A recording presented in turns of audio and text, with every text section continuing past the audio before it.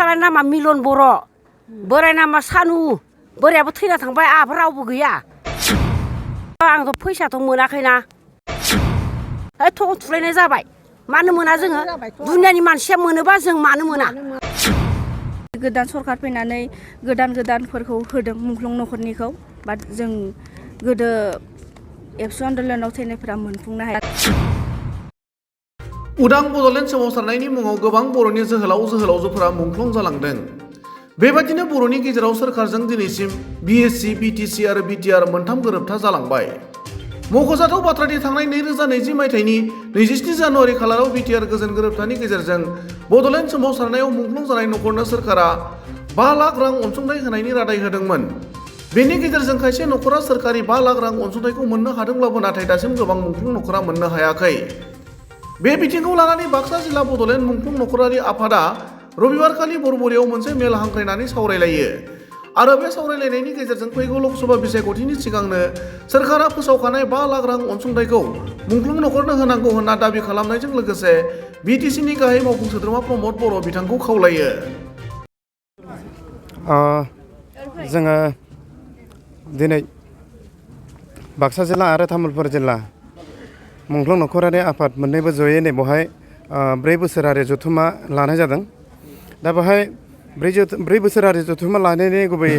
थांखि आरो नोजोरा बेनो माखासे सम सरकारा फोसावलांनाय जिखिनि आसनिफोर एक्स ग्रेसिया फान्डफोर दा बेखौ दासिमहालागै जोङो फुरा भाबै माने रिलिज जानायखौ जोङो नुनो मोनाखै जोङो बेखायनो माने बेल' नङा माखासे समनिफ्राय जोङो माखासे एक्सपिरियेन्सखौ लानानै सिगांनि समफ्राव जोङो जेरैबायदि जेंना जेथोजों मोगा मोगि जाबोनो गोनां जादों दा बेखायनो बे मोनसे आफादा थाखानायलाय नैबे आफादनि जोहै जाहाथे जोङो सरकारा फोसावखानाय नैबे जोंनि एक्स ग्रेसिया फान्ड बेखौ जाहाथे नैबे खम समनि गेजेराव थाबैनो जोङो गोबां सम नेबोबाय माखासे रादाय होबोदों प्रतिश्रुति होबोदों रायजोनि गेजेराव हाबनानै दा बेवहाय रायजो राजाया गोबाङानो दासिमहालागै आसाबादि दा बेखायनो गोबां सम नेबोबाय जिहेतु नैबे एमपि इलेक्सन फैगासिनो दङ नैबे एमपि इलेक्सननि सिगां जा हायो सरकारा नैबे मुंख्लं नखरफोरनो होनो लाखानाय माखासे सम सिगाङाव फोसावखानाय जा एक्स ग्रेसिया फान्ड बेखौ जेसेखि हागौ एसे थाबैनो होनो जोंना नैबे जाय समावनोखि तरुन गगৈ सरकार दङमोन जे समाव बिजेपि सरकार फैथ'वाखैमोन बे समावनो बिथांमोना फोसावलांखांनाय दङ आसामनि शहीदफोरनो बिथांमोना 5 लाख करिहाय अनसुंथाइखौ होदोंमोन दा बे समावनो जोंबो फरायसा आफादफोरनिफ्राय बा जोंनि माहारियारि आफादफोरनिफ्राय बुंबोनाय जादोंमोन जोंनियाबो नैबे बड'लेण्ड मुभमेन्टआव जायफोरानोखि मुंख्लं जालांबाय बिथांमोननोबो होनांगोन होननायलाय बिथांमोना मोनसे रादाय होदोंमोन बड'लेण्ड सोमावसारनायाव जायफोरानोखि मुंख्लं जालांबाय बिथांमोननोबो 5 लाख करिहाय होनाय जासिगोन अनसुंथाइ हिसाबै बे खोथाखौ बुंनायजों लोगोसेनो बिटिआर सुक्ति जानाय समाव जोंनि मानव गेदेर सरकार सालायगिरि बिथांमोना जोंनि नैबे बड'लेण्ड मुंख्लं नखरफोरनो 5 लाख करिहाय आसाम सरकारा फोसावनाय बे अनसुंथाइ बेखौ होनायनि खोथाखौ बिथांमोनाबो बुंबोबाय थादोंमोन मेल मिटिं गोबां सम बे बिथांमोना जे होनाय रादाय बेखौ मोनबोगासिनोबो दङ एसे एनै खिन्थु नैबे 1135 जन दाखालि बावै जा मोनसे लिस्ट फोसावदों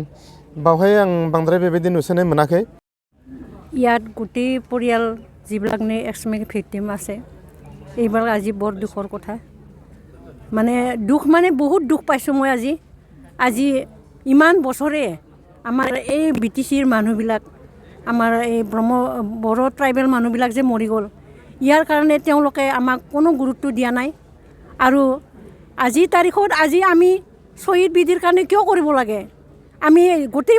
মৰা পৰিয়ালৰ কাৰণেহে আমি শ্বহীদ বিধি বনাইছোঁ ইয়াতে আৰু আমি যিখিনি পইচা তেওঁলোকে আমাক দিম বুলি কৈছিলে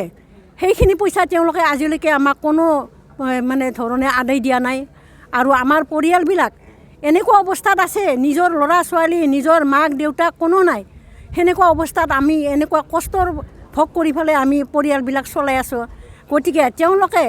আমাক গুৰুত্বপূৰ্ণভাৱে তেওঁলোকে আমাক চালি জাৰি চাই সঁচাকৈ আমি মৰা পৰিয়াল হয় না নহয় সেইটো কথা তেওঁলোকে আমাক ইনকুৱাৰী কৰি চাওক আৰু প্ৰত্যেক মানে থানাই থানাই আমাক জনাই পেলাই তেওঁলোকে আৰু আজিকালিতো ক'বই নালাগে আজিকালি গাঁৱৰে सब কথা दा दिनै गोदान सरखार फैनानै गोदानफोरखौ होदों मुंख्लं न'खरनिखौ बाट जों गोदो एबसु आन्दलनाव थैनायफोरा मोनफुंनो हाया जेनेबा NDB-फोरनिखौल' होनाय नुदों जोङो निउसफोरावहाय दा जोंनि एबसु आन्दलनाव थैनायखौबो होनो नांगौ थाबैनो इलेक्सननि सिगाङावनो मोनफुंनो हानांगौ आंथ' फैसाथ' मोनाखैना गथ' आंनि फिसालानि नामा मिलन बर' बोराय नामा सानु बोरायाबो थैना थांबाय आहाबो रावबो गैया फैसाखौ जों मानो मोना इमान खस्थ' खालायनानै इमान माबानानै है थगन थुलायनाय जाबाय मानो मोना जोङो दुनियानि मानसिया मोनोबा जों मानो मोना इमान खस्थ' खालायनानै बुरि कालाव बिदि थानांगौ